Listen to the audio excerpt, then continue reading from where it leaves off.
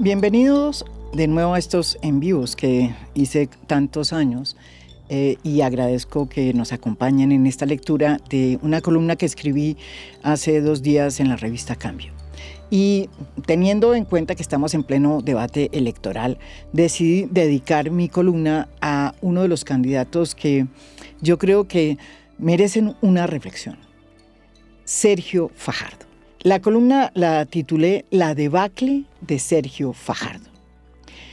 Y comienza con una pregunta que me hizo hace poco un periodista extranjero que conoce bien la jauría política en Colombia. Me preguntó, un tanto desconcertado, por las razones de la desinflada de un candidato como Sergio Fajardo.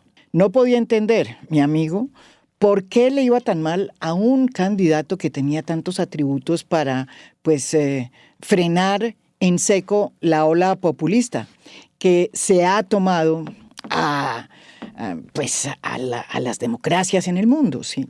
No solo es un problema de nosotros los colombianos, y le parecía inconcebible que un bien pensante, que una persona que hablaba la decencia todo el tiempo en sus programas, cuando otros querían destripar a sus opositores, se hubiera esfumado tan rápido de la contienda electoral. Mi desconcertado colega tiene algo de razón.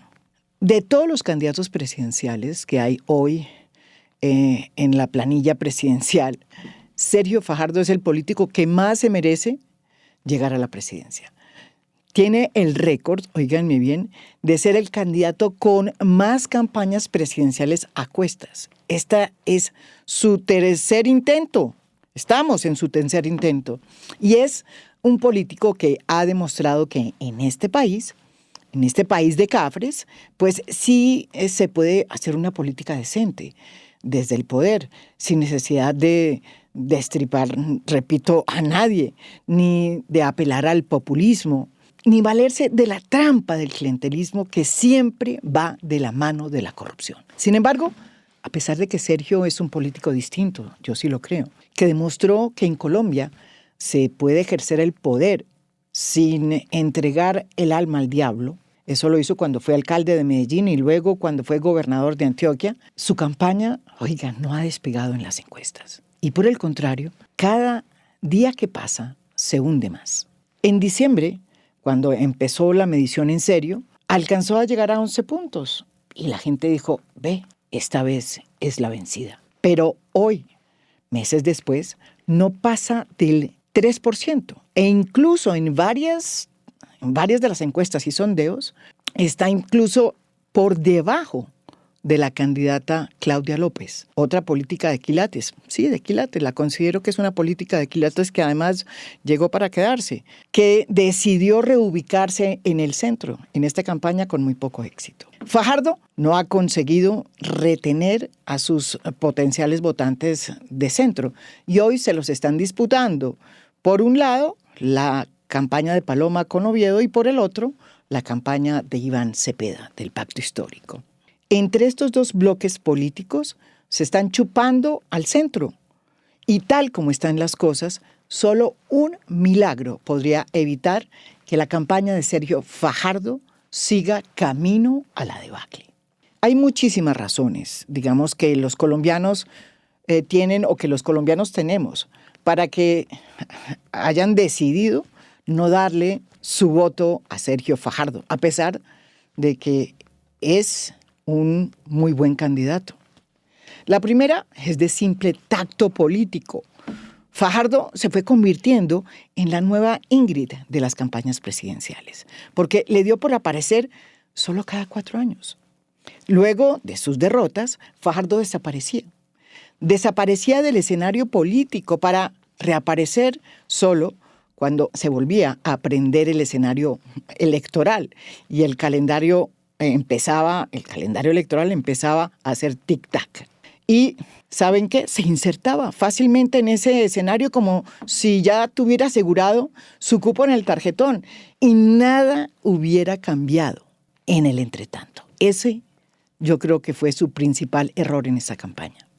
Reaparecer con el mismo discurso bien pensante del 2018. planteando las mismas consignas de hace 8 años, en las que él aparecía como el candidato disruptor que se oponía a los politiqueros de siempre, que se ufanaba de no usar corbata, no usar cinturón, y que prometía ejercer el poder desde la decencia. Fajardo no se dio cuenta que en estos 8 años, pues, este país cambió y que hoy ni su figura de profe progre, que antes impactaba, es hoy disruptiva, ni sus mensajes atraen a los votantes de hoy. En la Colombia actual, esas diferencias que lo hacían tan singular en el pasado se han ido borrando. Se han ido borrando porque el país tiene nuevos interlocutores, nuevos protagonistas del cambio que ya no se identifican, por ejemplo, necesariamente con la antipolítica,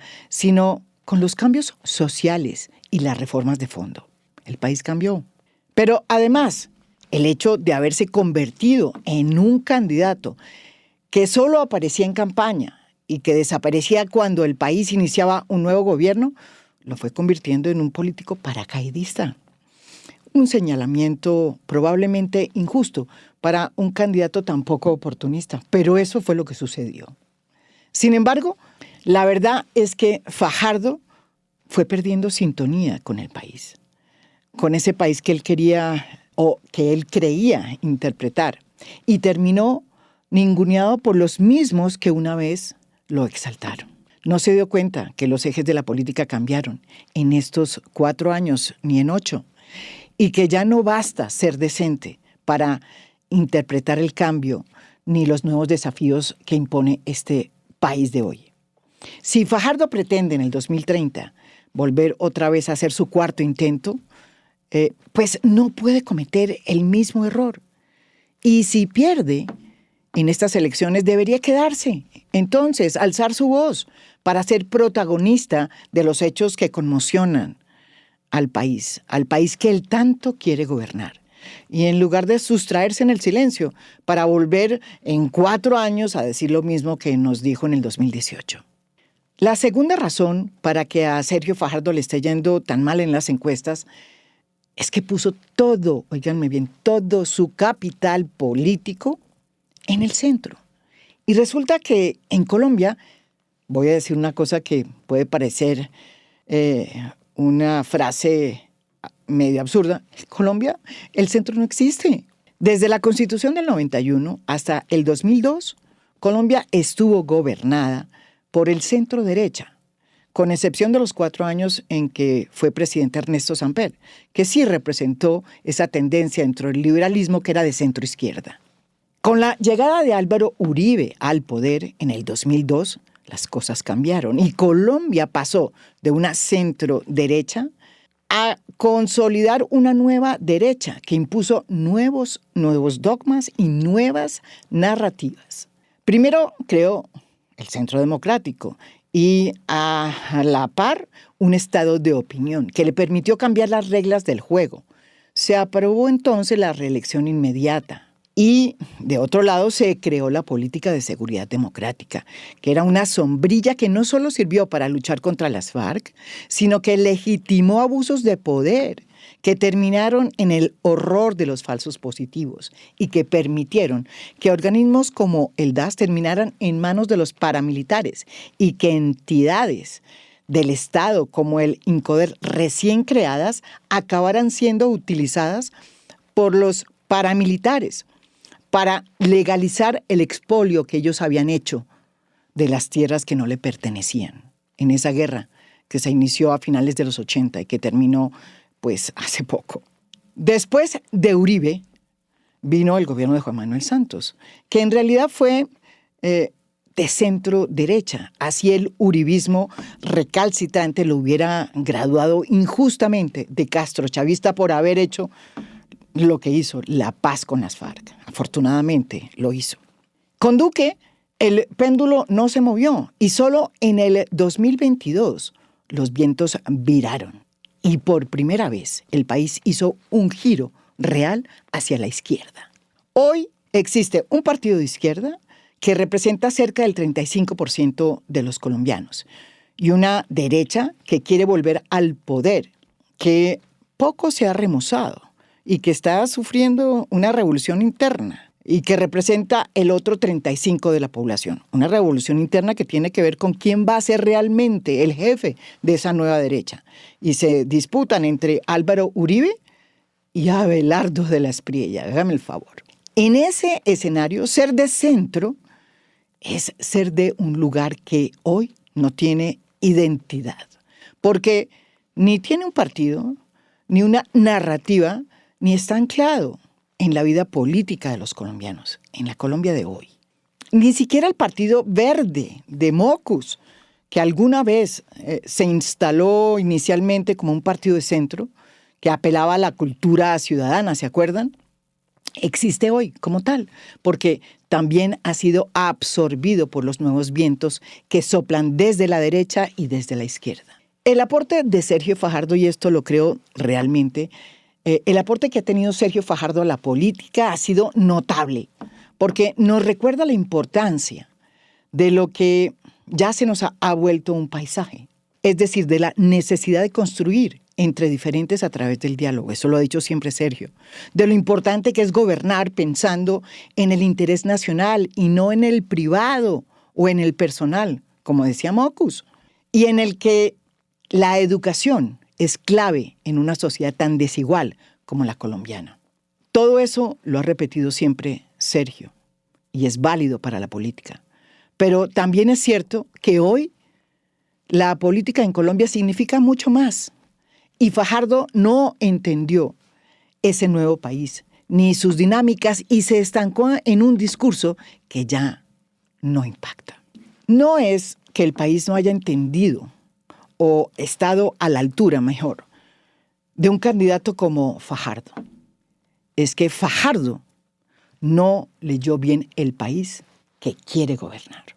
Una coda al final, porque me parece que hay un debate interesante sobre qué es el periodismo hoy y sobre todo si puede haber periodismo independiente cuando es financiado desde el Estado. Hablando de lo que está sucediendo con las denuncias que hace RTBC y la revista Raya. Revista que está financiada, o por lo menos en parte, por RTBC, que es el sistema de medios del gobierno. Del Estado realmente, pero que está manejando pues el gobierno de Gustavo Petro. Una reflexión pequeña. Uno puede estar o no de acuerdo con varias de las historias que hace La Silla Vacía. De hecho, muchas veces he cuestionado varias de sus aproximaciones. Pero en lo que no hay ninguna duda es que el periodismo colombiano le debe mucho a este proyecto periodístico. Algo, además, deben estar haciendo bien.